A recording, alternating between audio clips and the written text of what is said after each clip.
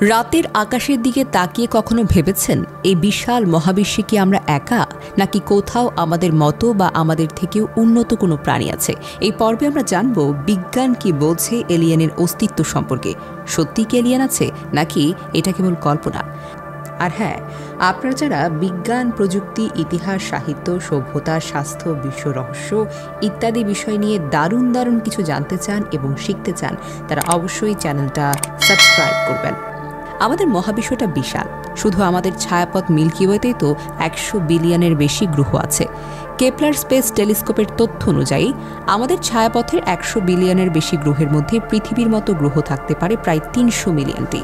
বিজ্ঞানীরা বলছেন, যদি শুধু আমাদের ছায়াপথের মতোই এত সম্ভাব্য বাসযোগ্য গ্রহ থাকে, তাহলে মহাবিশ্বের 2 ট্রিলিয়ন ছায়াপথে প্রাণ থাকার সম্ভাবনা ঠিক কতখানি? যদি প্রাণের উদ্ভব পৃথিবীতে সম্ভব হয়, অন্য কোথাও কেন সম্ভব হবে না? এলিয়েন থাকার সম্ভাবনা কতটা বাস্তব? যদি এলিয়েনরা থেকেও থাকে, তাহলে আমরা তাদের কেন কোনো প্রমাণ পাই না? কয়েকটি সম্ভাবনা। প্রাণ খুব বিরল। হয়তো পৃথিবী একমাত্র সৌভাগ্যবান গ্রহ যেখানে জীবন তৈরি হয়েছে। তারা আমাদের দেখছে কিন্তু যোগাযোগ করতে পারছে না। হয়তো এলিয়েনরা এতটাই উন্নত যে তারা আমাদের পর্যবেক্ষণ করছে কিন্তু নিজেদের প্রকাশ করতে পারছে না।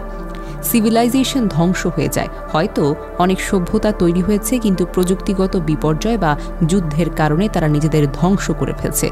তাহলে কি আমরা সত্যি একা, নাকি আমরা এখনও সঠিক জায়গায় খুঁজে দেখিনি? আর বিজ্ঞানীরা এলিয়েনদের খোঁজার জন্য কি করেছেন? বিজ্ঞানীরা এলিয়েনদের খুঁজতে বিভিন্ন উপায় ব্যবহার করেছেন।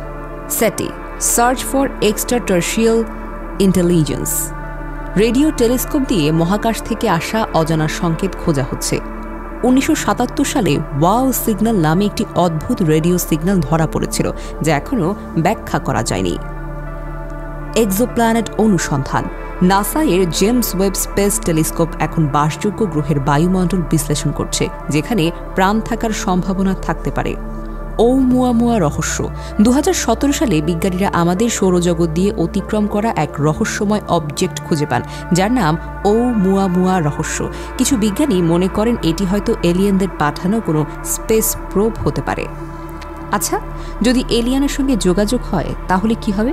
ধরুন একদিন আমরা সত্যি এলিয়েনদের সংকেত পেয়ে গেলাম, তখন কি হবে? স্টিফেন হকিংয়ের সতর্কবার্তা। তিনি বলেছেন, এলিয়েনরা যদি আমাদের চেয়ে উন্নত হয়, তাহলে তারা আমাদের দাস বানাতে বা দখল করতে পারে। এটি ঠিক যেমনটি হয়েছিল যখন ইউরোপিয়ানরা আমেরিকায় পৌঁছেছিল। সেখানকার আদিবাসীরাও টিকতে পারেনি। কিছু বিজ্ঞানী বলছেন, আমরা হয়তো এলিয়েনদের জন্য এতটাই অবিনশ্বর যে তারা আমাদের গুরুত্বই দেবে না। তাহলে এলিয়েনদের অস্তিত্ব আমাদের জন্য ভালো নাকি খারাপ? আপনার কি মনে হয়? বিজ্ঞান এখনও নিশ্চিত না হলেও আমাদের মহাবিশ্ব এতটাই বিশাল যে এলিয়েনের অস্তিত্ব একেবারে উড়িয়ে দেওয়া যায় না। আপনার কি মতামত? আপনি কি বিশ্বাস করেন এলিয়েন আছে? কমেন্ট করে জানান। ভিডিওটি ভালো লাগলে লাইক, শেয়ার এবং সাবস্ক্রাইব করুন। পরবর্তী ভিডিওতে আরও দারুণ কিছু নিয়ে হাজির হব। ধন্যবাদ।